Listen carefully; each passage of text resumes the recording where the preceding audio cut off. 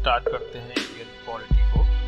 तो Indian polity के अंदर पहली चीज जहाँ से हम स्टार्ट करेंगे, हम लोग सीक्वेंस थोड़ा डिफरेंट लेंगे, है ना, कई जगह अलग तरीके से पढ़ाते हैं, बट हम लोग जो यहाँ पे फॉलो करेंगे। तो पहला जो टॉपिक होगा वो होगा हमारा प्रियम्बल। अब ये प्रियम्बल से क्यों स्टार्ट कर रहे हैं कि किसी भी बुक में जैसे सबसे पहले प्रीफेस दिया हुआ होता है, या फिर वो बताना चाहते हैं कि इस बुक में आपको क्या लिखा हुआ मिलेगा, या फिर ये बुक किस चीज़ के ऊपर है। आपने पढ़ा होगा सबसे पहले जो आती है पहली चीज प्रीफेस, जिसे हम लोग बोल सकते हैं। उसी चीज को इंडियन कॉन्स्टिट्यूशन में प्रियम्बल बोलते हैं। क्या बोलते हैं? प्रियम्बल, प्रस्तावना हिंदी के अंदर। और ये इम्पोर्टेंट इसलिए भी है, अगर आपने एनसीईआरटी बुक्स को ढंग से ओपन किया हुआ होगा तो आपको मालूम चलेगा कि पहले पेज पर, मतलब जब आप ओपन करेंगे तो उसके बाद आपको हर एक एनसीईआरटी बुक में प्रियम्बल लिखी हुई मिलेगी। किसी ने नोटिस किया है? उसमें लिखा रहता है, we the people of India having solemnly resolved to constitute India into a sovereign socialist secular democratic republic and to secure all its citizens, ठीक है, in our constituent assembly this 26th day of November 1949 do hereby adopt, enact and give to ourselves this constitution। ये इतनी लंबी हर book में दी हुई है, और ये ऐसे ही याद करनी है जैसे मैंने बोली अभी। बार बार पढ़िएगा इसको, जितनी बार भी पढ़ना है आप पढ़ें, ठीक है, और इसको पूरा याद करें, ठीक है। तो पहली चीज वो प्रियम्बल आपको याद करनी है जो आपके एनसीईआरटी में गिवन है। नहीं तो जब पॉलिटी आप पढ़ोगे तो वहां भी प्रियम्बल लिखा हुआ होगा। क्लियर? ये बात समझ में आ गई? मैं एक बार लिखवा रहा हूँ इस चीज को, आप लोग नोट करेंगे अपनी अपनी कॉपी के अंदर। हालांकि बुक में गिवन है, ठीक है, लेकिन तब भी एक बार आंखों के सामने से गुजर जाएगा तो आपको थोड़ा सा इजी रहेगा, ठीक है। बाकी आप लोगों ने पढ़ी होगी ये सब चीजें और देखी तो जरूर है ना, बस मुद्दा ये है कि आपको याद नहीं आ रहा कि कहाँ देखा था, ठीक है। तो हम लोग लिखेंगे पहले इंडियन प्रियम्बल को, जो कि इंडियन कॉन्स्टिट्यूशन के फर्स्ट पेज पर ही लिखी हुई है, ठीक है। और इसको याद कर लेना है जैसे आप कर पाओ, जितने भी आपको जुगाड़ लगानी है वो लगा लीजिएगा, और इसको आपको याद करना है, ठीक है। पहला आज का टॉपिक हमारा यही है, प्रियम्बल। इम्पोर्टेंट टॉपिक भी है और आपको ध्यान से समझना है। तो मैं लिख रहा हूँ इस चीज को, पहले ऊपर डालेंगे आप the constitution of India, the constitution of India, क्योंकि हम लोग शुरुआत किस चीज की कर रहे हैं? इंडियन कॉन्स्टिट्यूशन की कर रहे हैं, और इसमें जिस चीज के बारे में हम लोग बात करेंगे यहाँ पे वो है प्रियम्बल। प्रियम्बल का मीनिंग हिंदी में प्रस्तावना होता है। क्या है ये प्रस्तावना? वो देखिए आप लोग, वी जैसे लिखाया जा रहा है वैसे ही याद करिएगा, वी के बाद comma, we the people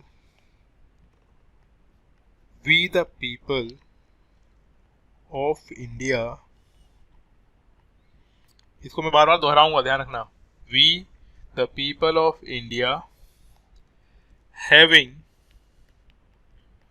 we the people of India having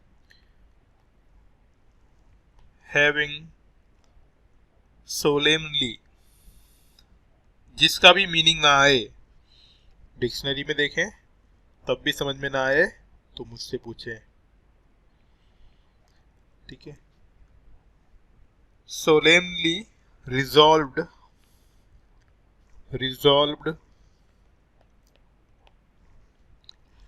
to constitute, we the people of India having solemnly resolved to constitute India into a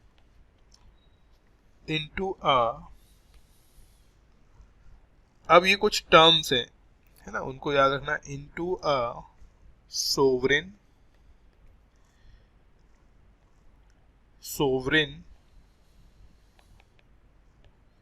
socialist, इसको बहुत ढंग से लिखना है, ये सभी काम की चीजें हैं। Sovereign socialist secular democratic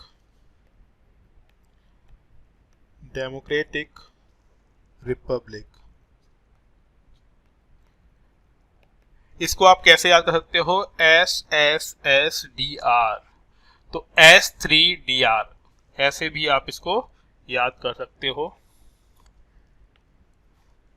India into a sovereign socialist secular democratic republic and to secure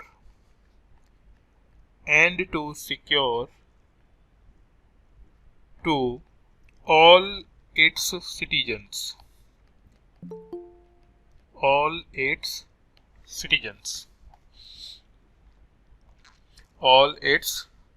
citizens full stop लगाइएगा। देन अब यहां पर हर एक सिटीजन के, देखो पहले एक बार लिख लो, है ना, फिर मैं इसको आपको बहुत ही बढ़िया तरीके से एक्सप्लेन करूंगा। बस आप थोड़ा सा पेशेंस रखते हुए लिखें और फिर सुनिएगा चीजों को। तो ये बोल रहे हैं कि इंडिया के हर सिटीजन के लिए एक चीज सिक्योर करनी है। वो चीज क्या सिक्योर करनी है? पहली जो चीज है, सबसे इंपॉर्टेंट जो है, वो है जस्टिस। किस चीज को सिक्योर करना है? जस्टिस। अब जस्टिस का मीनिंग ये है कि कोई भी पर्सन किसी भी बैकग्राउंड से आता हो, उसे जस्टिस मिलना चाहिए। मतलब वीक है, गरीब है, कैसा भी है, रिच है, हर किसी को क्या मिले? जस्टिस मिले। तो इसमें लिखा है जस्टिस किस तरीके से मिलेगा? सोशल,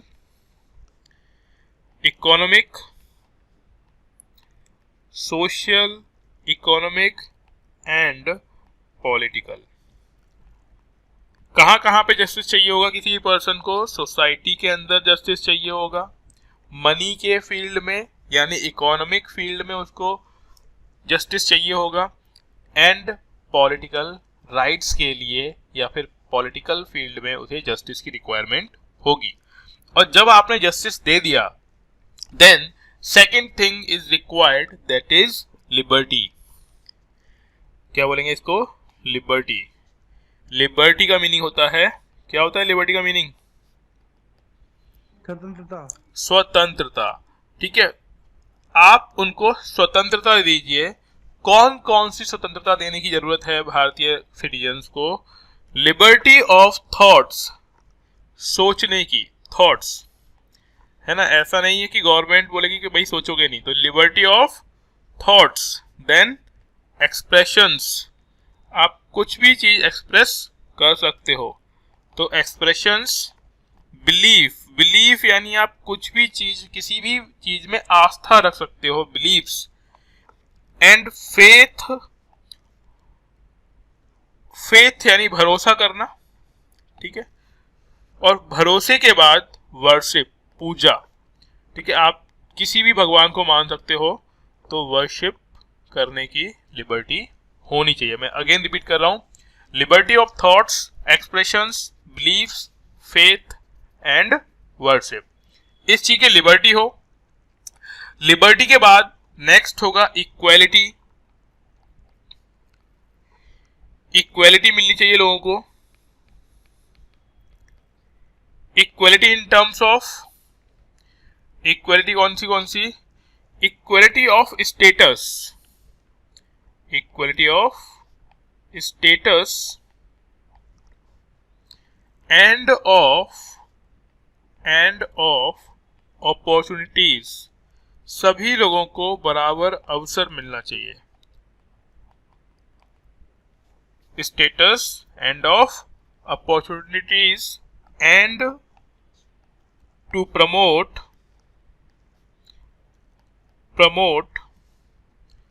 अमंग देम ऑल, यानी आप उनको किन्हीं लोगों के बीच में एक्सप्रेस या फैला सकते हो, among them all। ठीक है, तो equality of status and of opportunities and to promote among them all। और इसके बाद अगली चीज जो रिक्वायर्ड है, ध्यान रखना ये पूरा का पूरा क्या चल रहा है, प्रियम्बल ही चल रहा है, अभी खत्म नहीं हुआ है। नेक्स्ट चीज है इसी प्रियम्बल में फ्रेटर्निटी। किसी को मालूम है फ्रेटर्निटी का मीनिंग क्या होता है? Fraternity, very good, brotherhood. Fraternity, अब फ्रेटर्निटी किन लोगों के बीच में? फ्रेटर्निटी assuring, हाँ म्यूट कर लीजिए, assuring the dignity of the individuals। जो भी इंसान है हर एक की आपस में भाईचारा बना रहे लोगों का, individual and the unity and integrity of the nation, and the unity and integrity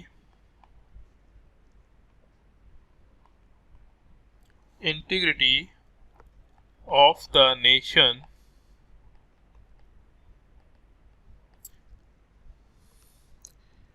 ये फ्रेटर्निटी में आ गया। उसके बाद इन अवर, ये लास्ट लाइन है, लास्ट पैराग्राफ है इसका, in our constitution,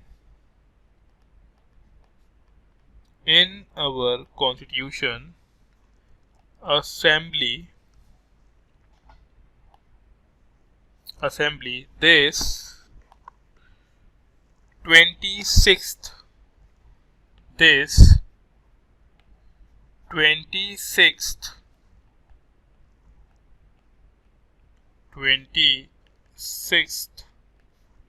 day of November 1949 do hereby adopt, enact and give to ourselves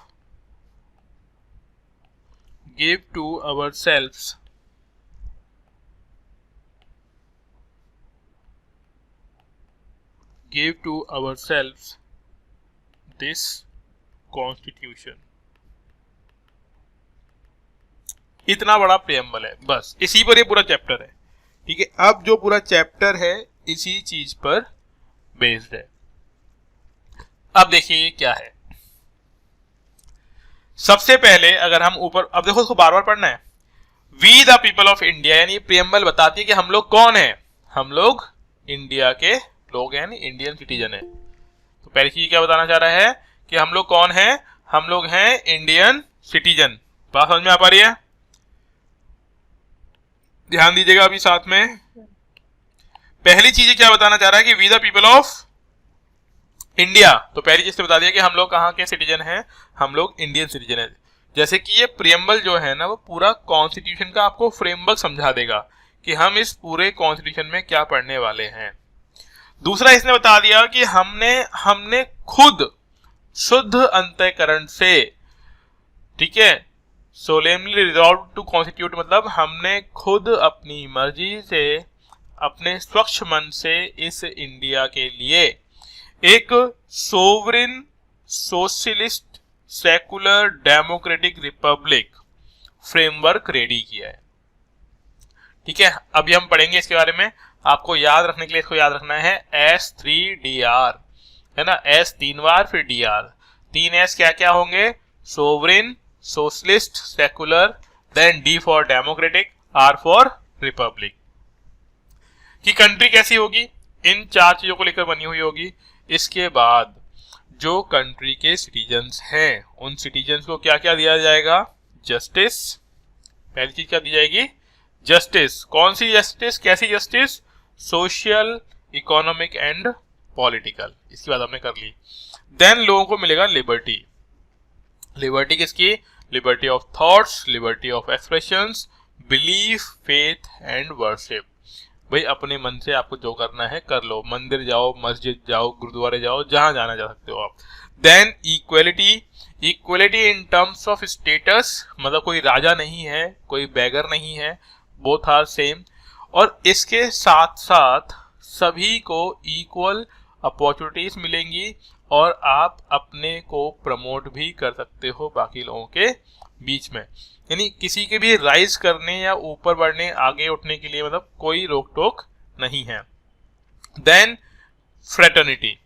fraternity क्या बताता है? कि हमें हमारी कंट्री के अंदर लोगों के बीच में डिग्निटीफुल लाइफ बना के उसको जीने का पावर या फिर उसको राइट देना है। डिग्निटीफुल जिए वो, है ना, डिग्निटी उसकी कम नहीं होनी चाहिए। इन सब चीजों को लेकर आज के दिन जो कॉन्स्टिट्यूएंट असेंबली है वो अपनी कंट्री के लिए क्या बना रही है? कॉन्स्टिट्यूशन बना रही है। अब इसमें वो डेट भी दी हुई है कि किस दिन इंडियन कॉन्स्टिट्यूशन प्रिपेयर हो गया। तो लिखा हुआ है 26 डे ऑफ नवंबर 1949 कि 1949 के नवंबर मंथ के 26 तारीख को इन्होंने अपना इंडियन कॉन्स्टिट्यूशन प्रिपेयर कर लिया था और अडॉप्ट भी कर लिया था। ध्यान रखिएगा, हियर बाय अडॉप्ट, अपना लिया है। ठीक है, तो ये पूछा भी जाता है कि in which year we adopt Indian constitution, तो यही लिखा हुआ है। कब? 26 नवंबर 1949। फिर हमारे मन में क्वेश्चन आता है कि यार फिर 26 जनवरी को क्या किया था? 26 जनवरी ऑफ 1950 को क्या हो रहा है? म्यूट रखिए। ठीक है, तो 26 जनवरी 1950 को हमारी कंट्री में इंडियन कॉन्स्टिट्यूशन को एनफोर्स किया गया था कि भाई आज से हर एक इंसान के लिए ये एप्लीकेबल है। अब सभी लोगों को ये इंडियन कॉन्स्टिट्यूशन मानना पड़ेगा। क्लियर? ये बात समझ में आ गया? इसमें कोई डाउट है तो बताइए। No doubt. चलिए अब इसमें दिए गए एक एक टर्म जो भी मैंने हाईलाइट किए हैं उन सभी को हम डिटेल में समझेंगे। ठीक है, तो सबसे पहले जो S3DR की जो मैंने बात की थी वो क्या बताता है? वो बताता है इंडिया कंट्री के नेचर को। तो इसे हम लोग क्या बोलेंगे? नेचर। हम अगर कोई पूछ ले हम लोगों से कि इंडिया का नेचर कैसा है, यानी इंडिया किस तरह की कंट्री है, तो हेडिंग उसमें डालेंगे नेचर ऑफ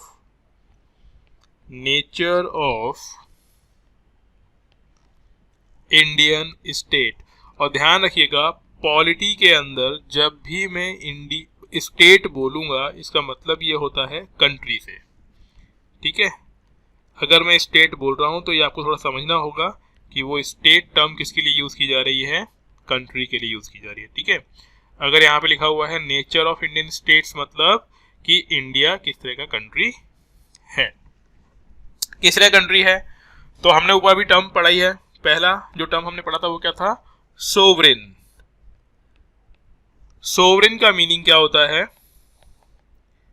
इसको आप गूगल भी कर सकते हैं कि सोवरेन का मतलब क्या होगा। सोवरेन का मतलब है संप्रभु, यानी अपने आप में पूरी तरीके से इंडिपेंडेंट। तो इसे, हाँ वेरी गुड पल्लवी, सही बताया आपने। तो सोवरेन का मीनिंग क्या होगा? इंडिपेंडेंट। इंडिपेंडेंट, और इंडिपेंडेंट का मतलब ही ये होता है कि हम किसी दूसरे के इन्फ्लुएंस में नहीं आएंगे।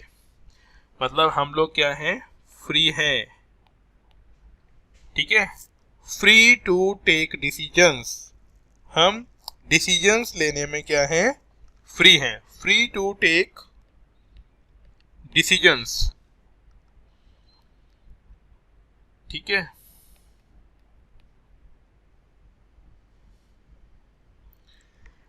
लिख लीजिए आप लोग, फ्री टू टेक डिसीजंस, हम जो चाहें वो डिसीजन ले सकते हैं।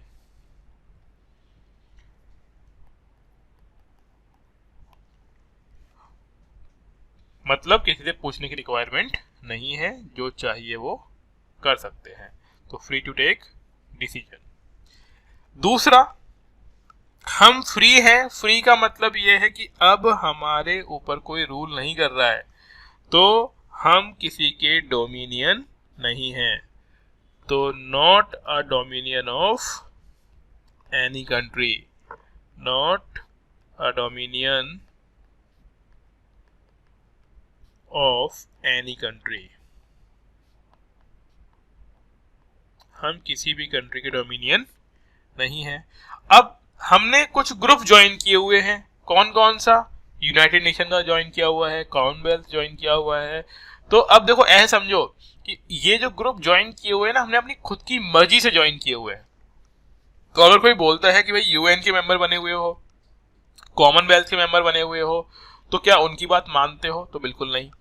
जैसे कि होता है ना कि अपनी मर्जी से काम किया है, दूसरे के डर से नहीं। तो अपनी मर्जी के काम, मतलब अपनी मर्जी से कोई काम किया गया है, तो उसका मतलब ये बिल्कुल भी नहीं है कि हम सोवरेन नहीं है, क्योंकि हमने वो डिसीजन खुद लिया हुआ है। तो यहाँ पे ध्यान रखिएगा, यूएन और कॉमनवेल्थ मेंबरशिप, यूएन और Commonwealth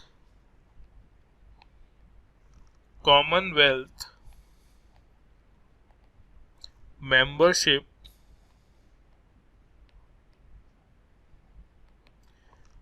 has no effect on India's sovereignty। यानी हमने ये जो ग्रुप ज्वाइन किया हुआ है वो अपनी मर्जी से ज्वाइन किया हुआ है, और इससे हमारे सोवरेन होने पे कोई फर्क नहीं पड़ेगा। क्लियर? ये टर्म क्लियर हो गई सभी को? हाँ जी। अगली चीज, सेकेंड आर क्या था? रिपब्लिक।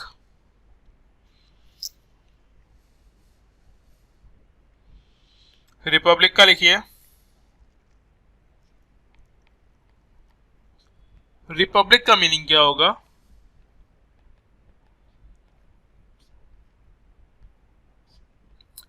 रिपब्लिक का मीनिंग आप लोग जानते हो? गणराज्य। गणतंत्र। Very good. ठीक है।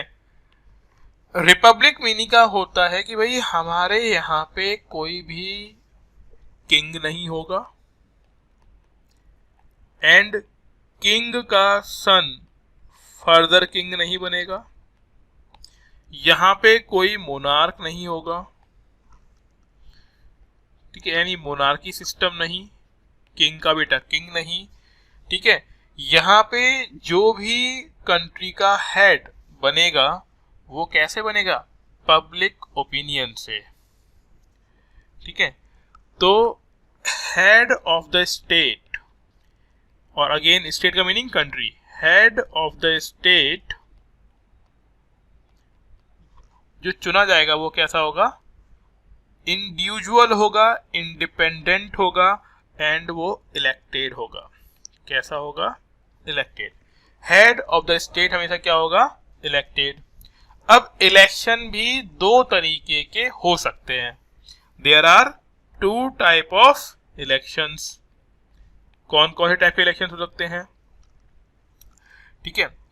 तो इलेक्शंस, ठीक है, किस चीज के लिए elections? Elections for elected head.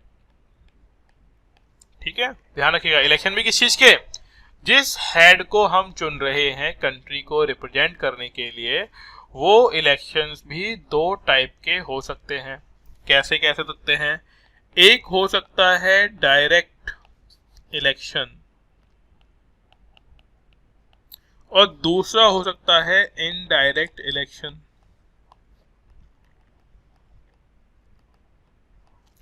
अब ये डायरेक्ट और इनडायरेक्ट इलेक्शन क्या होते हैं? जब कंट्री का हर सिटीजन, एवरी एलिजिबल वोटर और every citizen who have voting right, ठीक है, जिसके पास भी वोटिंग राइट है वो वोटेड, अगर उसे इंसान ने वोट दिया तो क्या कहलाएगा? Direct election. और जब ऐसा नहीं हो तो उसे हम लोग क्या बोलेंगे? Indirect election. अब ये कैसे हो रहा है? हालांकि ये थोड़ा कॉम्प्लिकेटेड है, आज पहली क्लास में ही समझना आप लोगों के लिए थोड़ा डिफिकल्ट हो सकता है। बस ऐसे समझो कि ऐसे मानो कि पूरी कंट्री के लोग हैं, लोग बनाता हूं, पेड़ बना दिया मैंने। देखो, मान लीजिए कंट्री के लोग हैं, ठीक है, ये समझ जाओगे ना, ये सभी इस तरीके से ये लोग हैं।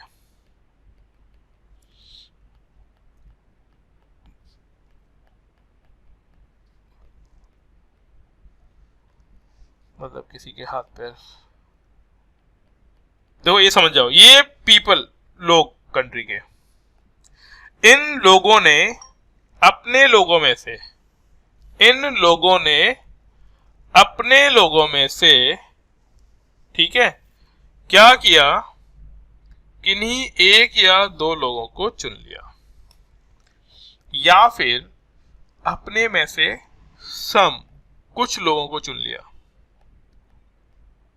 ठीक है, ये लोग चुन लिए गए।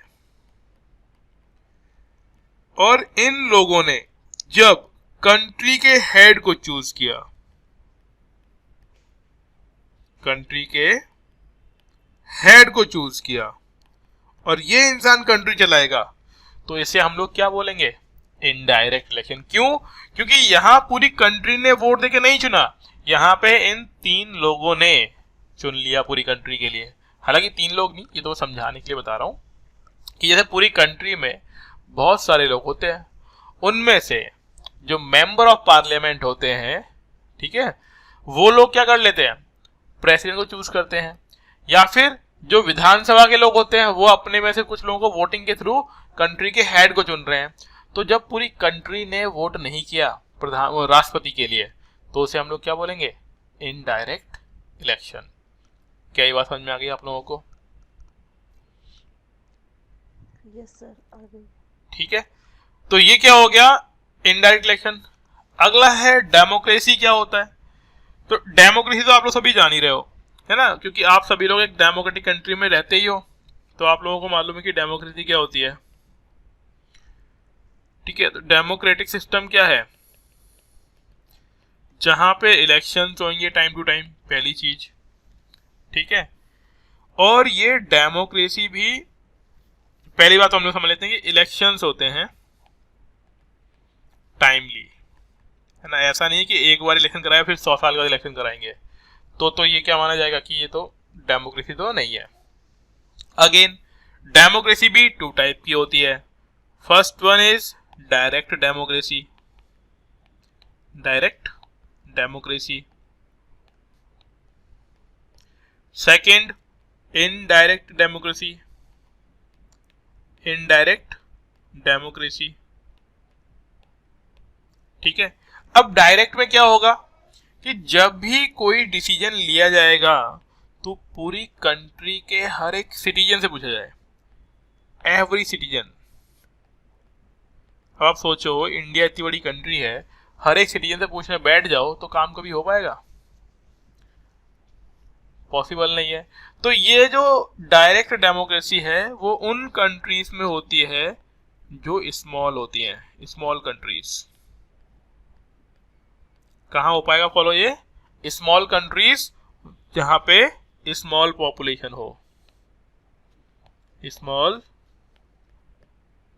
पॉपुलेशन होगी। बात समझ आ गई?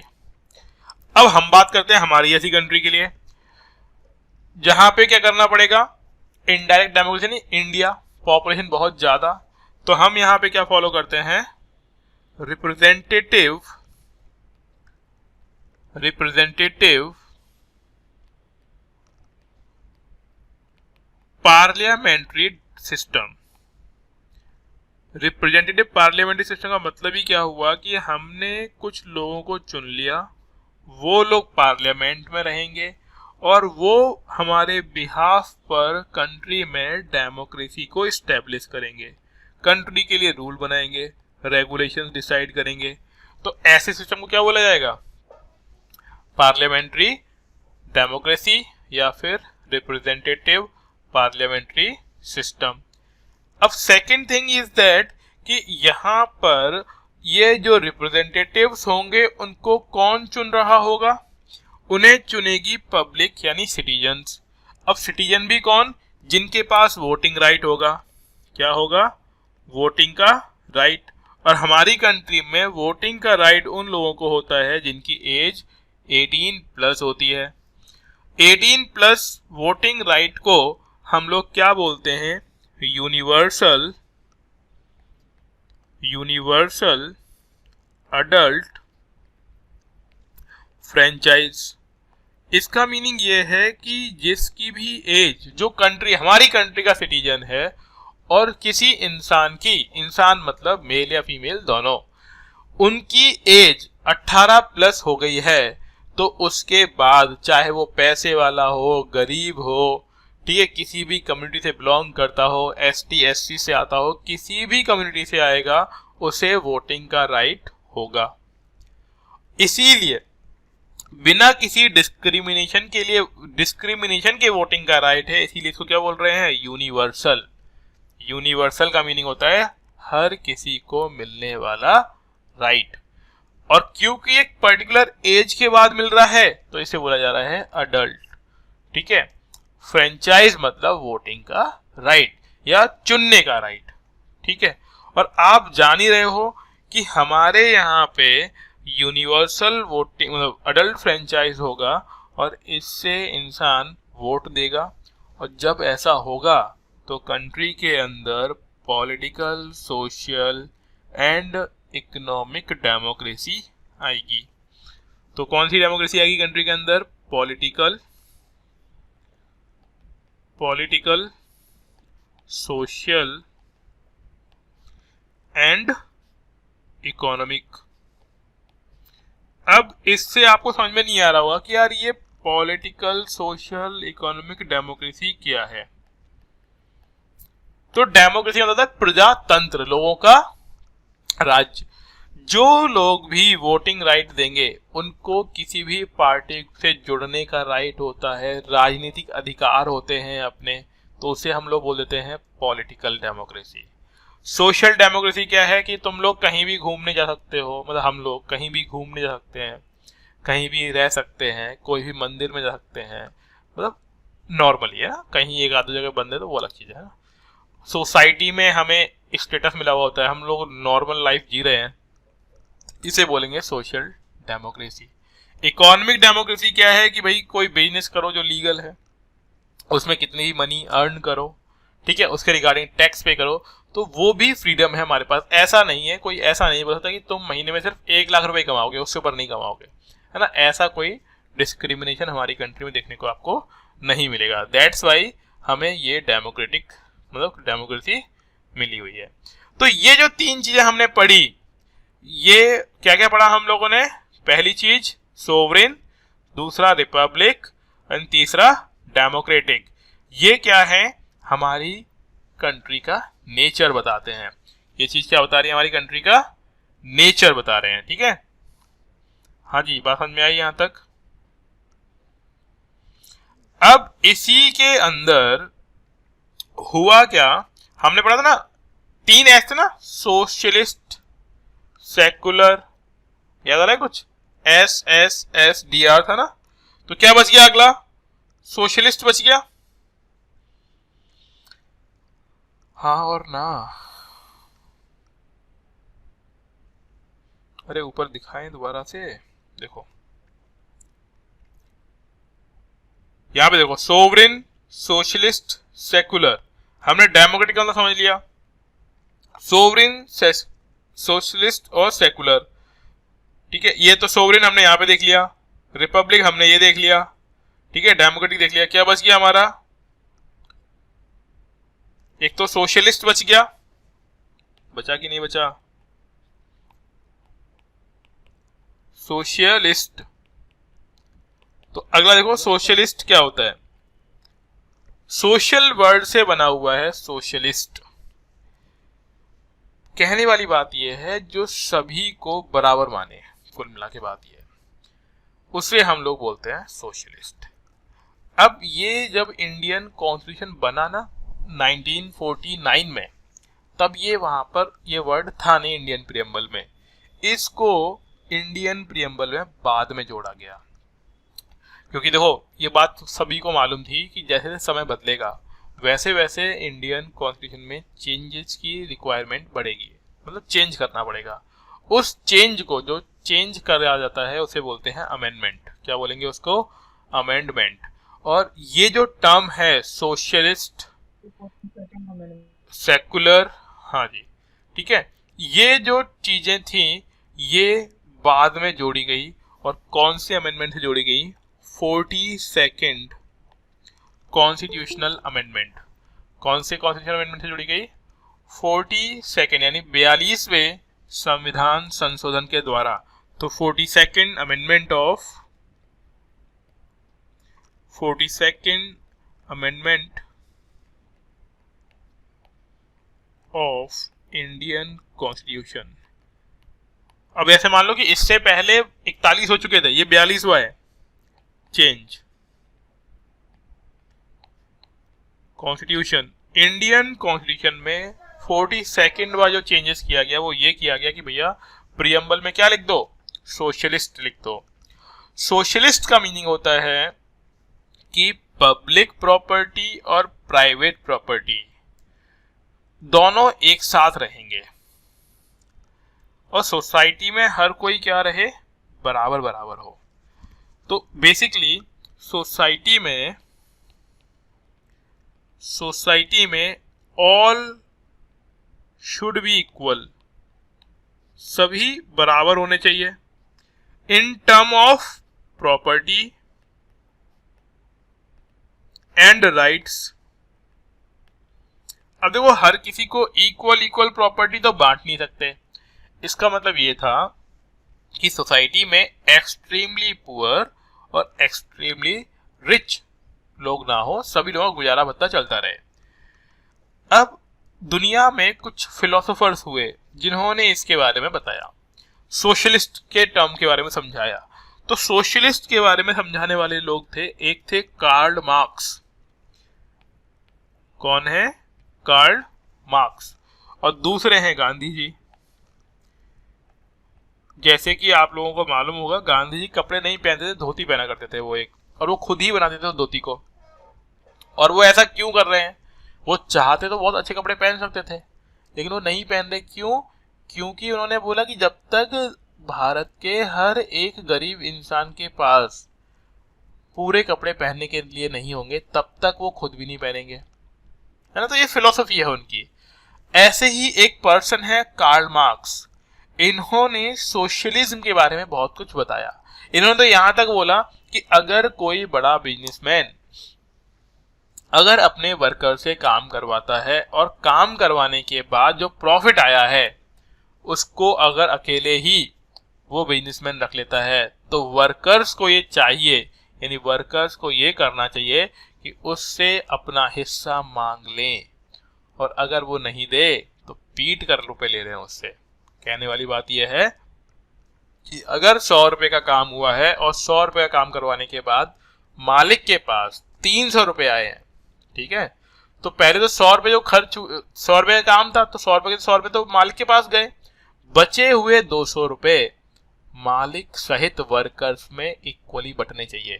क्यों बंटने चाहिए? क्योंकि असली मेहनत तो वर्कर्स ने की है, तो प्रॉफिट भी किस में बचे? बंटना चाहिए इक्वल पब्लिक में, मतलब जितने भी वर्कर्स थे उसमें बंटना चाहिए। कौन बोलता है? मार्क्स बोलते हैं, ठीक है। लेकिन हम लोग इतने ज्यादा भी रिजिड नहीं है, इसीलिए हमारा जो इंक्लिनेशन है, जो सोशलिज्म की डेफिनेशन हम लोगों ने अपनाई है, वो हमारा जो सोशलिज्म है वो है गांधीयन सोशलिज्म। हमने कौन की फिलोसफी को फॉलो कर लिया? हमने गांधी जी की फिलोसफी को फॉलो किया, हमने मार्क्स की फिलोसफी को फॉलो नहीं किया। क्योंकि मार्क्स तो क्या बोल रहा है? वायलेंस के बारे में बात कर रहे हैं कि अगर नहीं दे रहे हैं रुपए तो मारो पीटो। जबकि गांधी जी क्या बोलते हैं? नहीं, अहिंसा, नॉन वायलेंस। क्या ये बात समझ में आ रही है आप लोगों के? मतलब समझ पा रहे हो ना कि मैं बेफालतू मेहनत कर रहा हूँ इतनी? Yes, sir. Yes. आ रही है, पहुंच रही बात? ठीक है।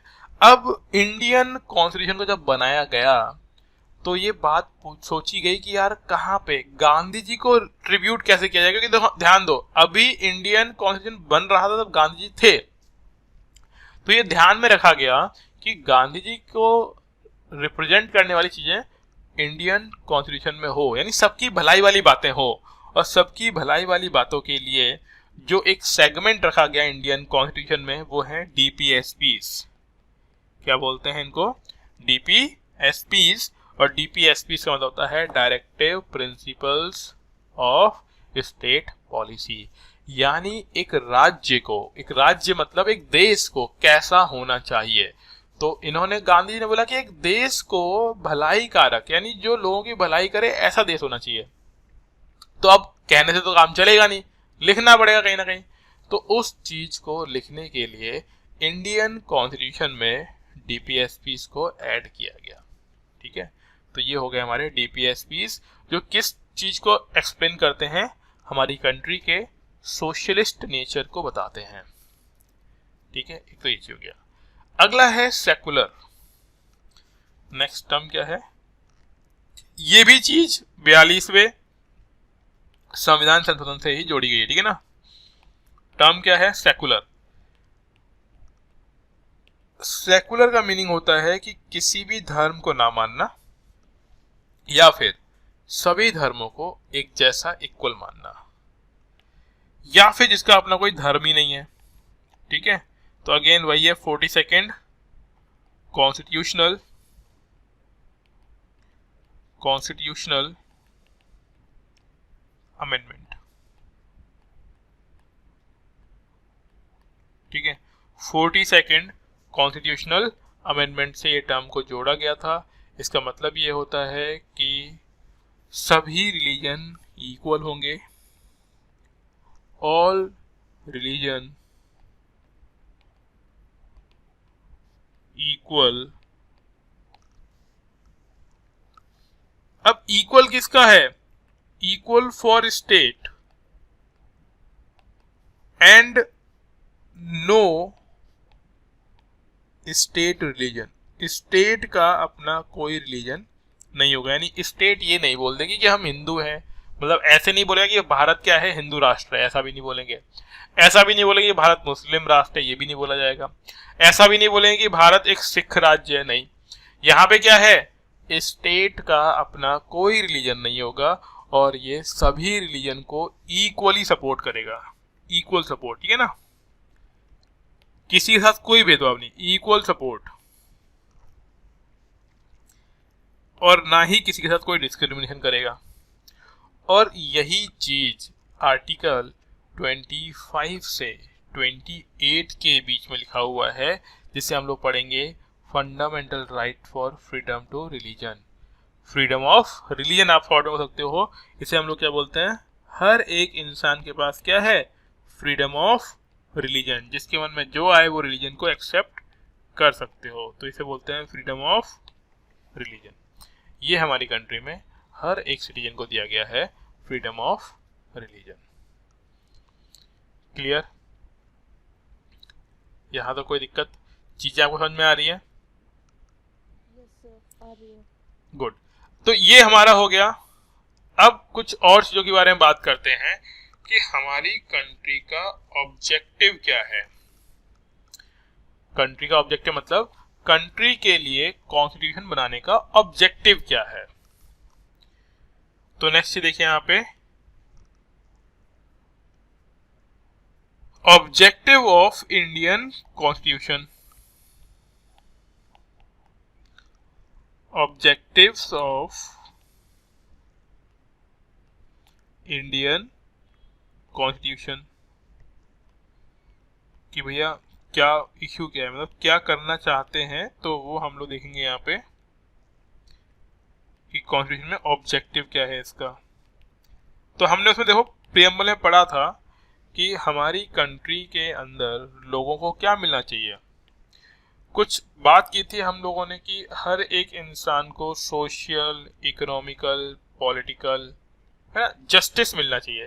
तो ऑब्जेक्टिव क्या है, कॉन्स्टिट्यूशन का रूल्स और रेगुलेशन लिखने का मतलब क्या होता है कि अगर किसी ने कुछ भेदभाव किया या फिर कुछ कोई बाहर से निकला तो तुरंत उसे दिखा देंगे कि भैया ये रहा रूल, नियम ये बोलता है, तुमने नियम के अगेंस्ट बात की है तो तुम्हारे साथ जो भी पनिशमेंट वगैरह जो भी कुछ होना है वो हो सकता है। तो यहाँ पे ये बोला गया है कि जस्टिस मिलनी चाहिए हर इंसान को, न्याय, न्याय बड़ी चीज है, जस्टिस। और जस्टिस कैसी कैसी जस्टिस चाहिए होगी, सोशल जस्टिस चाहिए होगी सोसाइटी के अंदर हर एक इंसान को। दूसरा इकोनॉमिक जस्टिस चाहिए होगी, ठीक है, कि किसी के पास बहुत ज्यादा अनाप शनाप पैसा ना हो, कोई दूसरा कोई भूखो ना मर रहा हो, ठीक है। और तीसरी जो थी वो थी पॉलिटिकल जस्टिस। ये तीनों जस्टिस चाहिए होंगी। पॉलिटिकल जस्टिस का मतलब ही यहाँ पर ये है कि ऐसा ना हो जाए कि सिर्फ एक पर्टिकुलर कम्युनिटी या पर्टिकुलर फैमिली ही पॉलिटिक्स में हमेशा टॉप पर रहे, बाकी लोगों को मौका ही ना मिले। ऐसा नहीं होना चाहिए, ठीक है। तो इसे हम लोग क्या बोलते हैं, जस्टिस। अब जस्टिस के अलावा हमने पढ़ा था लिबर्टी, इक्वलिटी एंड फ्रेटर्निटी, है ना। इसमें एक चीज ये भी बोला था कि जस्टिस देने की बात इंडियन कॉन्स्टिट्यूशन में कहां से कॉपी की गई होगी। तो बेसिकली रशिया में एक रिवॉल्ट हुआ, तो हमने जस्टिस के बारे में वहां से समझा कि भैया अगर जस्टिस नहीं दोगे ना तो पंगा हो जाएगा, कॉन्फ्लिक्ट हो जाएगा। तो कोई पूछता है कि जस्टिस, जो बात की जा रही है जस्टिस की, वो हमने कहां से ली है, तो जस्टिस को हमने कॉपी किया है रशियन रेवोल्यूशन से, रशियन रिवॉल्यूशन। क्योंकि हमने समझ लिया कि भैया एक जगह जस्टिस नहीं दी गई थी तो क्या हो गया था, रिवॉल्ट हो गया था। तो हमें क्या कर देना चाहिए, जस्टिस पहले ही प्रोवाइड कर देना चाहिए था। तो हमने किया जिससे कि कॉन्फ्लिक्ट बाद में ना हो, और तीनों तरह की जस्टिस हमने दे दी हर किसी को। फिर अगली चीज थी वो थी लिबर्टी, इक्वलिटी एंड फ्रेटर्निटी। तो इसके बारे में तो आप समझ ही गए होंगे। लिबर्टी का मतलब होता है फ्रीडम, इक्वलिटी यानी सभी को इक्वल माना जाए, ठीक है, एंड फ्रेटर्निटी का मतलब होता है भाईचारा आपस में, है ना, कोई विद्वेष की भावना नहीं, कोई आपस में कोई कॉन्फ्लिक्ट नहीं होना चाहिए। पॉइंट ये उठता है कि यार ये हमने कहां से सोचा, कि क्या हमने खुद ही सोच लिया या फिर कहीं और से सोचा होगा। तो फ्रेंच रिवॉल्यूशन हुआ था 1789 में, और वहां पर जो आउटकम निकला उस रिवॉल्ट का, अगर आपने 9th क्लास हिस्ट्री की पहला चैप्टर पढ़ा है, पहला चैप्टर है फ्रेंच रेवोल्यूशन, तो वहां पे लिखा हुआ है कि भैया आउटकम ऑफ फ्रेंच रेवोल्यूशन क्या था। तो फ्रेंच रेवोल्यूशन से एक ही चीज समझ में आई थी कि अगर आपने लोगों को बराबर नहीं माना, अगर आपने लोगों को लिबर्टी नहीं दी, अगर आपने लोगों को एक साथ लेकर नहीं चले, तो उस कंट्री में क्या होगा, सिविल वॉर हो जाएगा, जैसा कि फ्रांस में देखने को मिला था लुई 16 के टाइम पर। वहां पर क्या था, इक्वल नहीं थे, कंट्री 3 एस्टेट में डिवाइडेड थी, first estate, second estate and third estate, जिसे हम लोग बोलते थे clergy, nobles and third estate. तो ये चीज हमें समझ में आई कि यार कभी भी क्या है ना, डिस्क्रिमिनेशन नहीं करना है, किसी एक को सुपीरियर नहीं मानना है और किसी दूसरे को लोअर। तो ये चीज हमारे इंडियन कॉन्स्टिट्यूशन में हमने पुट कर दी। तो ये कहाँ से लिया गया होगा, तो आप समझ ही गए होंगे, ये जो आइडिया है हमें मालूम पड़ा फ्रेंच रेवोल्यूशन से। और ध्यान ये रखना, हम लोगों ने रेवोल्यूशन को क्यों पढ़ना है, रेवोल्यूशन का मीनिंग होता है पंगे, लड़ाई, कॉन्फ्लिक्ट। और क्योंकि अगर हम समझ जाएंगे कि ये यहाँ पे हुआ था, तो हमने उस चीज को पहले ही समझकर वो राइट लोगों को दे दिया, जिससे कि कंट्री में कभी भी कॉन्फ्लिक्ट ना हो। कंट्री में क्या नहीं होना चाहिए, कॉन्फ्लिक्ट नहीं होना चाहिए, ठीक है। तो ये चीज, तीनों चीजें दी गई लोगों को। अब अगर हमें थोड़ा समझना है कि लिबर्टी क्या होता है ना, इक्वलिटी क्या होता है, तो लिबर्टी मतलब फ्रीडम। तो फ्रीडम मतलब कोई रोक टोक नहीं, है ना। लिबर्टी का मीनिंग क्या है, नो रिस्ट्रेंट्स, यानी रुकावट नहीं होनी चाहिए, कोई किसी काम को करने के लिए रोके ना। अब ये भी ध्यान रखो कि यार इतनी भी लिबर्टी नहीं है कि तुम रात के 12 बजे किसी घर पे घुस जाओ जाके कि आओ यहाँ पे कबड्डी खेलनी है, हॉकी खेलनी है, मतलब ऐसा भी नहीं है ना। लिबर्टी है, रोक टोक नहीं है, बट ध्यान रखना है कि ऐसा भी ना हो कि दूसरे को हम लोग हार्म कर रहे हो। इसका मतलब क्या है कि रोक टोक तो नहीं है, बट ये लिबर्टी है वो विद इन लिमिटेशन है, विद इन लिमिटेशन, है ना। समझ गए होगे कि अगर हमने बोल दिया फ्रीडम, तुम गए आरबीआई में बोल रहे लाओ रुपए निकालो, लूट के जाना है ना, तो वो सब कुछ चीजें नहीं होना चाहिए।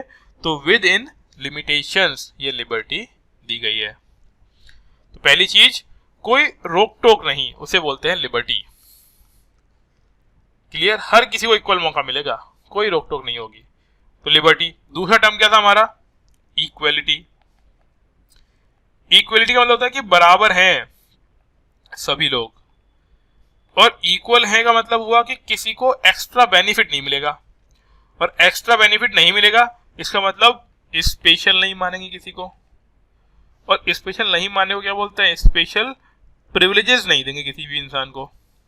मतलब ऐसा नहीं कि तुम मंदिर की लाइन में खड़े हुए हो, पीछे से कोई आए महाराज जी और उनको बोला कि हटो हटो खाली करो रास्ता, वो पहले जाएंगे, तो स्पेशल प्रिविलेजेस नहीं होंगे।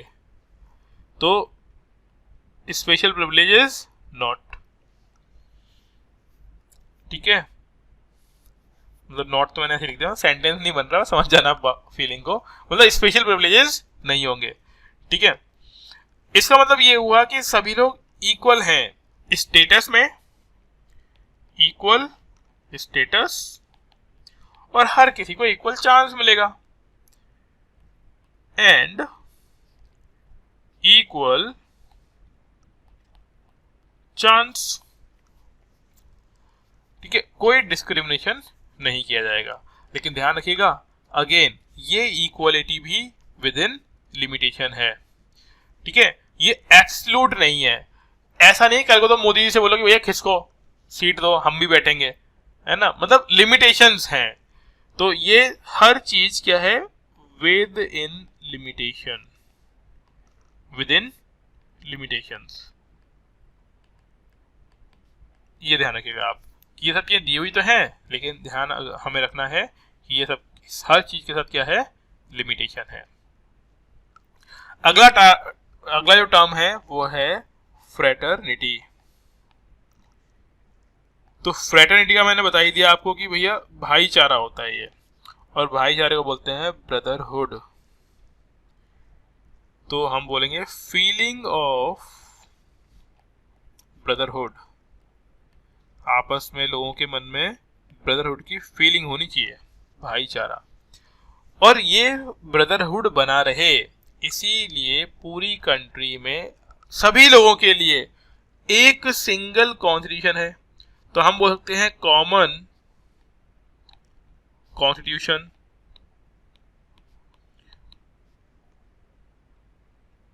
कॉमन कॉन्स्टिट्यूशन है सभी लोगों के लिए। एक सिंगल सिटीजनशिप है, सभी लोग एक ही कंट्री के सिटीजन हैं, ठीक है, तो सिटीजनशिप भी क्या है, कॉमन है सभी के लिए। और हर एक इंसान की इंडिविजुअल इंटीग्रिटी बनी रहे, इसके बारे में कंट्री सोचती है, ठीक है, इंडिविजुअल यूनिटी एंड इंटीग्रिटी बनी रहे, यूनिटी एंड इंटीग्रिटी बनी रहे, ठीक है। तो ये हो गया हमारा। अब इसमें एक चीज पूछी जाती है, एक बहुत फेमस क्वेश्चन है कि प्रियम्बल कॉन्स्टिट्यूशन का पार्ट है या नहीं। प्रियम्बल कॉन्स्टिट्यूशन का पार्ट है या नहीं, तो आपको ध्यान रखना है preamble is a part of constitution. Preamble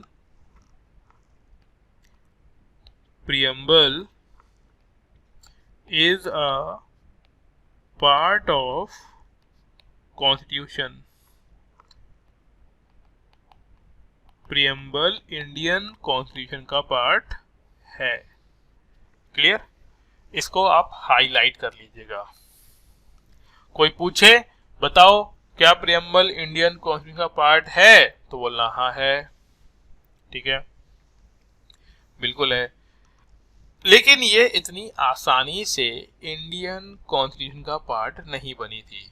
इसके पीछे बहुत लंबी कहानी है, ठीक है। उन कहानी को अभी हम शॉर्ट में समझेंगे कि इंडियन कॉन्स्टिट्यूशन के अंदर प्रियम्बल है या नहीं। इस चीज को बताने के लिए 3 केसेस हुए, 3 केस कर दिए गए भारत सरकार के ऊपर। उन केसेस को हम अभी डिटेल में नहीं पढ़ेंगे, हम सिर्फ उनका नाम पढ़ेंगे अभी, ठीक है। हम ये केसेस एक साथ पढ़ेंगे, पहले आपको बार बार उनके नाम सुनने हैं। 3 केसेस हुए।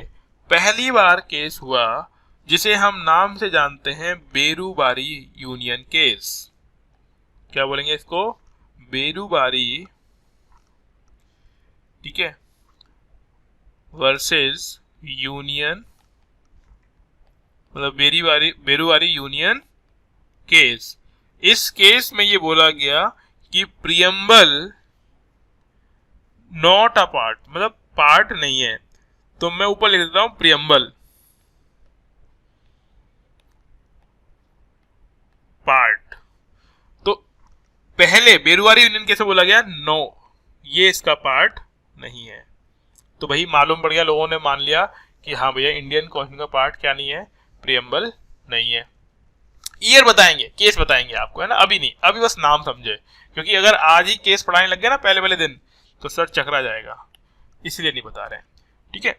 फिर एक और केस हुआ कुछ सालों के बाद, 1976 के आसपास, जिसे केशवानंद भारती केस बोलते हैं। क्या ईयर सही बताई मैंने? No sir, 1973। वेरी गुड, चलो तो कोई तो पढ़ा लिखा है। तो केशवानंद भारती केस, ठीक है ना, बहुत ही फेमस केस है और इसको आपको याद कर लेना है, रट लेना है, 20 बार इसका नाम आएगा, केशवानंद भारती केस। बहुत ही फेमस बाबा जी थे केशवानंद भारती, है ना, इन्होंने केस कर दिया था। केशवानंद भारती कैसे बोला गया? यस, कि प्रियम्बल पार्ट है इंडियन कॉन्स्टिट्यूशन का। और एक और केस हुआ जिसे बोलते हैं LIC ऑफ इंडिया केस। क्या बोलेंगे इसको? LIC of India case, third LIC of India case. और इसमें पूछा गया कि हाँ बताओ प्रियम्बल पार्ट है कि नहीं कॉन्स्टिट्यूशन का, तो बोला गया हाँ है। बस तब से ये कंफर्म हो गया कि हाँ जी प्रियम्बल इंडियन कॉन्स्टिट्यूशन का पार्ट है, बिल्कुल है। अब फिर ये बोला गया कि क्या प्रियम्बल में चेंजेस किए जा सकते हैं? क्या प्रियम्बल अमेंडमेंट के लायक है, मतलब अमेंडमेंट हो सकते हैं? तो बिल्कुल हो सकते हैं। कैसे हो सकते हैं? हमें देख ही लिया, 42 कॉन्स्टिट्यूशनल अमेंडमेंट से उसमें कुछ टर्म्स ऐड किए गए और ऐड किए जा रहे हैं या फिर किए जा चुके हैं। इसका बहुत सीधा सा मतलब ये होता है कि हाँ भैया इंडियन प्रियम्बल जो है कॉन्स्टिट्यूशन की वो अमेंडेबल है। अमेंडेबल मतलब उसमें चेंज किया जा सकता है। इनफैक्ट इंडियन कॉन्स्टिट्यूशन के किसी भी पार्ट में चेंजेस किए जा सकते हैं, बस ध्यान ये रखना है basic structure of the constitution नहीं बदलना चाहिए। और ये बेसिक मैंने क्या बोला था अभी आपको, मैं खुद ही भूल गया। बेसिक स्ट्रक्चर चेंज नहीं। हाँ, basic structure of the constitution नहीं बदले। जैसे कि ऐसे मानो कि अपन लोग इंसान हैं, अब किसी ने कपड़े पहन लिए, बढ़िया है, किसी ने मुकुट लगा लिया, लगा लो, ठीक है, लेकिन अल्टीमेटली ऐसा ना हो कि वो इंसान इंसान ही ना रहे, इतना चेंज कर ले अपने अंदर, है ना। तो जो इंडियन कॉन्स्टिट्यूशन का मतलब जो फ्रेमवर्क है, जो स्ट्रक्चर है, वो एक वेलफेयर स्टेट है, उसके लिए कॉन्स्टिट्यूशन बनाया गया था। तो चेंजेस इतने ज्यादा भी नहीं होने चाहिए कि वो कंट्री वेलफेयर स्टेट ही ना रहे, या फिर जो उसके बिल्कुल बेसिक थे ना वही चेंज हो जाए, ऐसा नहीं होना चाहिए। तो उसे बोला गया कि किसी अपने कॉन्स्टिट्यूशन का बेसिक स्ट्रक्चर चेंज ना हो, बाकी जो चेंज करना है इंडियन कॉन्स्टिट्यूशन में चेंज किया जा सकता है, ठीक है। तो ये था हमारा प्रियम्बल का टॉपिक। हालांकि इसमें आपको कुछ चीजें और मिलेंगी, हम वो चीजें आगे क्लासेस में अलग अलग चीजों के साथ कंक्लूड कर देंगे। ठीक है, जैसे कि आएगा कि प्रियम्बल किस चीज़ पर बेस्ड है, तो ये जवाहरलाल नेहरू ने जो ऑब्जेक्टिव रिजोल्यूशन दिया था 1946 में उस पर बेस्ड है ना। तो वो सारी चीज़ें थोड़ी थोड़ी आपको कहाँ मिल जाएंगी जब आप बुक की रीड करोगे वो। बाकी हमने बेसिक जो फ्रेमवर्क था प्रियम्बल का वो पढ़ लिया, ठीक है। अब बस आप लक्ष्मीकांत या कोई सी भी एक बुक ले लो जो भी आपका मन करे, उसको रीडिंग करना। उसमें बहुत बहुत कुछ दिया होगा है ना, बहुत लंबी कहानी दी हुई होगी, लेकिन ध्यान रखना ये आ जाएगा तो वो भी याद कर लोगे। लेकिन अगर डायरेक्ट बुक पढ़ने बैठे तो ये नहीं हो पाएगा। जैसे कि कोई इंसान है जो मेरे को बहुत सारे नोट्स भेज रहा था कल, कुछ विजन के पता नहीं कहाँ कहाँ के नोट भेज रहा है। नहीं जी, जरूरत नहीं है बिल्कुल ही। अगर नोट्स इकट्ठे करने से आईएएस बन रहे होते ना, तो मैं बहुत पहले आईएएस बन चुका होता, ठीक है। इस बात पर आप भरोसा रखिए, नोट्स इकट्ठे करने से कुछ नहीं होता, है ना। आप 50 कोचिंगों के नोट्स रख लो, कोई काम का नहीं है। आप एक कोचिंग का नोट्स ढंग से पढ़ लो, सिलेक्शन हो जाएगा। बस मुद्दा ये है कि ये बात जो है ना वो टाइम निकलने के बाद समझ में आती है। अगर टाइम रहते समझ में आ जाए तो सिलेक्शन हो जाए, ठीक है। तो आप सभी से मेरी यही रिक्वेस्ट है, एक तो मेरे को मत भेजो नोट्स, है ना।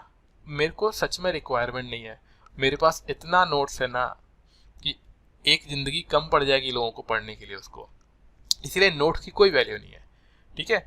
आप जो पढ़ रहे हैं किसी भी एक बुक से पढ़ लें, बस एक बुक, और जो यहाँ पढ़ा रहे हैं इतना आप कर लीजिए, बहुत है। नहीं तो नोट्स इकट्ठे करने के लिए जिंदगी छोटी पड़ जाएगी, ठीक है। सर पहले 1973 ने बोल दिया था प्रेमल पार्ट है कौन। हाँ जी हाँ, बिल्कुल बिल्कुल वो कराएंगे। अभी मैं वही तो बोल रहा हूँ ना, मैं ये चीज डिटेल में नहीं करा रहा हूँ आपको, क्योंकि अभी अगर करा दिया डिटेल में तो आपको समझ में नहीं आएगा, आप परेशान हो जाओगे एकदम, मतलब डर जाओगे पॉलिटी से। इजी टू हार्ड, धीमे धीमे बताएंगे आपको चीजें, ठीक है। अभी बस ये नाम ध्यान रखो, ये नाम बार बार आएंगे, जो ये केसेस हैं तीनों भी बार बार आएंगे, तो इसीलिए बस अभी से ध्यान रखो कि ये कोई केसेस है, आगे हम पढ़ेंगे तो हम क्लियर कर लेंगे इन चीजों को, ठीक है। तो बस ये हमारा इंडियन प्रेम्बल पहला टॉपिक था। कल हम अगली क्लास में सेकंड टॉपिक करेंगे पॉलिटी का। बाकी आप लोग बुक से पढ़ लीजिएगा।